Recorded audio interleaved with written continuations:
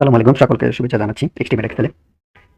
আজকে আপনাদের সাথে এমন একটা জিনিস শেয়ার করব, এটা নিয়ে মোটামুটি অনেকেই সমস্যায় পড়েন যারা এক্সেলে কাজ করেন। তো এক্সেলে কাজ করতে গেলে আমরা অনেক ধরনের ডেটা ইনপুট দিয়ে থাকি। তো নরমালি দেখা যায় যে আমরা যখন অনেক ধরনের আমাদের অফিসিয়াল ডেটাগুলোর ভিতরে থাকে বা বিজনেসের ডেটাগুলোতে থাকে যে আমাদের অনেক সময় যে আমাদের ডেটাবেসে কারো এনআইডি এন্ট্রি করতে হয় বা কারো গিয়ে ইউজার আইডি বা সেল নাম্বার বা প্রোডাক্ট কোড এন্ট্রি করতে হয়। তো এই কোডগুলো বা ধরেন সেল নাম্বার বা এনআইডি নাম্বার এগুলো নরমালি কিন্তু 10 ডিজিটের বা 11 ডিজিটের বেশি হয়। অনেক ক্ষেত্রে এগুলো হয়তো 15 ডিজিট বা 20 ডিজিটও হয়ে যায়। তো এই জিনিসগুলো আমরা যখন আপনার এক্সেলে আমরা ইনপুট দেই, তখন আমরা দেখা যায় যে কিছু একটা সমস্যায় পড়ে যাই। তো আপনাদেরকে দেখাচ্ছি যে কি ধরনের সমস্যাগুলো আমরা আসলে ফেস করি। তো ধরেন এখানে আমাদের যেমন আমি এখানে লিখে দিয়েছি এনআইডি, ইউজার আইডি বা সেল নাম্বার বা প্রোডাক্ট কোড যাই হোক। তো আমরা যখন এখানে কোনো কিছু ধরুন আমরা এখানে কিছু ডিজিট ইনপুট করি। এখানে আমরা 9টা ডিজিট দিয়েছি। ধরেন আরো 2টা দিলাম, যেহেতু আমাদের সেল নাম্বারগুলো হয় নরমালি সেল নাম্বার দিয়ে সেল নাম্বার হচ্ছে 11 ডিজিটের। ধরেন 11টা ডিজিট দিয়ে আমি এন্টার দিলাম। এখানে সুন্দরভাবে শো করতেছে যে 11টা ডিজিট। এখন অনেক সময় আমরা দেখা যায় যে এই ডিজিটগুলোর আগে আমাদের কান্ট্রি কোডটা দিয়ে দিই অনেক সময়। ধরুন এখানে আমার হচ্ছে গিয়ে আপনার 11টা ডিজিট আছে, একটা সেল নাম্বার ধরলাম। তো এর আগে যদি আমি আমার কান্ট্রি কোডটা দিই, নরমালি আমরা কান্ট্রি কোড যেটা দিই যে +88 0 দিই। কান্ট্রি কোডটা দিয়ে দিলাম। দিয়ে আমি যখন এন্টার করব দেখেন তখন কিন্তু আমার এই নাম্বারটা এইখানে শো করতেছে, খুব স্বাভাবিকভাবে শো করতেছে না। এইখানে এই নাম্বারটা শো করতেছে সায়েন্টিফিক ফর্মুলাতে। এইখানে দেখাচ্ছে যে আপনার হচ্ছে এইখানে যে ডিজিটগুলো আছে সেই ডিজিটগুলো 13 ডিজিট পর্যন্ত আছে। তো এই ক্ষেত্রে আপনি যখন প্রিন্ট করতে যাবেন বা ডেটাটা কাউকে দিবেন তখন কিন্তু সে বুঝতে পারবে না যে এখানে আসলে এই যে ডিজিটগুলো আছে, এই যে 1 2 3 পরে তারপর +13, বাট এরপরে ডিজিটগুলো কি। তো এই ক্ষেত্রে যে এই সমস্যাটা আপনারা যদি দূর করতে চান, এটার জন্য হচ্ছে গিয়ে খুব সিম্পল একটা কাজ করতে হবে। কারণ আমি পরবর্তী বেশ কয়েকটা সেল শীট সিলেক্ট করে নিলাম। জাস্ট যেটা করবেন, এই যে নাম্বার ফরম্যাট আছে, নাম্বারের যে বক্স আছে, এইখান থেকে গিয়ে এই যে দেখেন এখানে কিন্তু এটা নরমাল জেনারেল দেওয়া আছে। এইটাকে আপনারা যেটা করবেন জাস্ট নাম্বার ফরম্যাটে নিয়ে যাবেন। নাম্বার ফরম্যাটে নিয়ে গেলে দেখেন তখন আমার সবগুলো শো করতেছে, বাট এখানে একটা প্রবলেম আমার যেটা দেখা যাচ্ছে যে এখানে হচ্ছে আপনাকে ডেসিমাল দেখাচ্ছে। জাস্ট আপনি যেটা করবেন ডেসিমালটা রিমুভ করে দিবেন। এখান থেকে নাম্বার ফরম্যাটে গিয়ে ওই কাজটা করতে পারবেন। অথবা আপনারা যেটা করবেন যে জাস্ট সিলেক্ট করে আপনি কন্ট্রোল ধরে 1 প্রেস করলে দেখবেন যে আমাদের ফরম্যাট সেল বক্স চলে আসবে। এইখানে গিয়েও যদি আপনি এই যে নাম্বার সিলেক্ট করে দেন, তখন এখান থেকে আপনি ডিরেক্টলি হচ্ছে গিয়ে এই যে ডিসিমিয়াল প্লেসটা আছে, এটা 2 দেওয়া থাকে ডিফল্ট ভাবে, এটা আপনি তুলে দেন। তুলে দিয়ে জাস্ট ওকে করে দেন। দেখেন আপনার নামটা শো করতেছে, তখন আর আপনার ডেসিমেলে শো করতেছে না। তো এইভাবে করে হচ্ছে কি আপনি যখন 11 ডিজিটের অতিরিক্ত সংখ্যা আপনার সেলে যখন আপনি ইনপুট দিবেন, তখন যদি সায়েন্টিফিক ফর্মুলাটা চলে যায়, তখন আপনি এইভাবে করে সায়েন্টিফিক ফর্মুলা থেকে নরমাল মানে নাম্বার ফরম্যাটে নিয়ে আসতে পারবেন। তো এখন তো আমরা এখানে 13 ডিজিট পর্যন্ত দিতে পেরেছি, আমরা দেখি যে আরো ডিজিট দেওয়া যায় কিনা।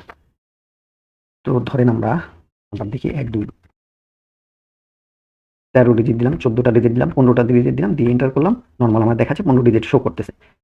এরপরে আমি যদি এটার সাথে আরো একটা ডিজিট যোগ করি, দেখেন তখন কি হচ্ছে, আমি লাস্টে কিন্তু দিয়েছিলাম কি 6, এই যে 6 দেওয়ার পর এন্টার দিলে সেটা 0 হয়ে যাচ্ছে।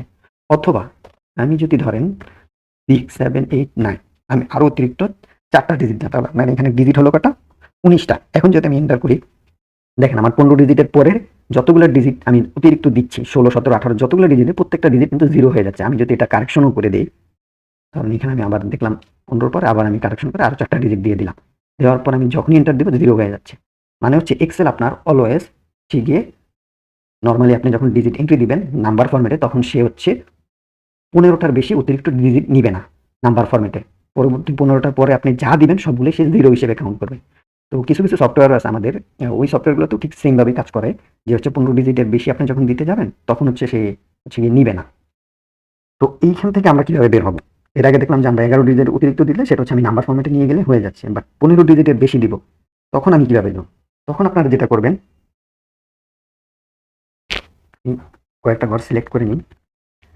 এইখানে আপনারা যেটা করবেন, আগে আমরা কি করেছিলাম নাম্বার ফরম্যাটে দেবেন। এবার আমরা যেটা করবো, জাস্ট কন্ট্রোল ধরে 1 প্রেস করে ওটা ফরম্যাট সেলে চলে যান। এবার টেক্সটে চলে যান। টেক্সটে গিয়ে টেক্সট সিলেক্ট করে ওকে করে দেন। অথবা আপনি এখান থেকেও করতে পারবেন, যে দেখেন এখানে টেক্সট চলে আসছে, অথবা এই যে নাম্বারের এখানে গিয়েও আপনি টেক্সট সিলেক্ট করে দিতে পারবেন, তাহলে হবে।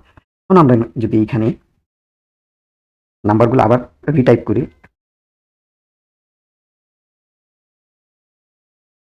আমরা এখানে 19টা ডিজিট টাইপ করেছি। এখন দেখেন আমি যদি এন্টার দিই, এখানে কিন্তু 19টাই দেখাচ্ছে। এখানে আর কিন্তু কোনো পরবর্তী আমার 15 ডিজিটের পরে কোনো 0 দেখাচ্ছে না। আমরা যদি আরো কিছু নেই এইভাবে,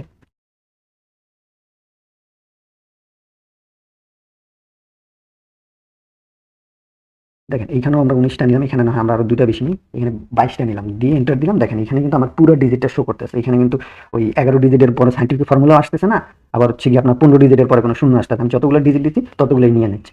তো এইভাবে হচ্ছে গিয়ে আপনারা যখন হচ্ছে গিয়ে অতিরিক্ত 11 ডিজিটের বেশি বা 15 ডিজিটের বেশি আপনারা যখন ডেটা এন্ট্রি দিবেন এক্সেলে, তখন হচ্ছে বিশেষ করে এই যে বললাম এনআইডির ক্ষেত্রে বা ইউজার আইডির ক্ষেত্রে বা সেল নাম্বার, প্রোডাক্ট কোড, এইসবের ক্ষেত্রে আসলে নর্মালি ডিজিটগুলো হয়তো 11 ডিজিট বা 15 ডিজিটের বেশি হয়ে থাকে। তখন আপনারা আপনাদের পছন্দ মতো চাইলে কখনো নাম্বার ফরম্যাটে, কখনো টেক্সট ফরম্যাটে নিয়ে নিতে পারবেন।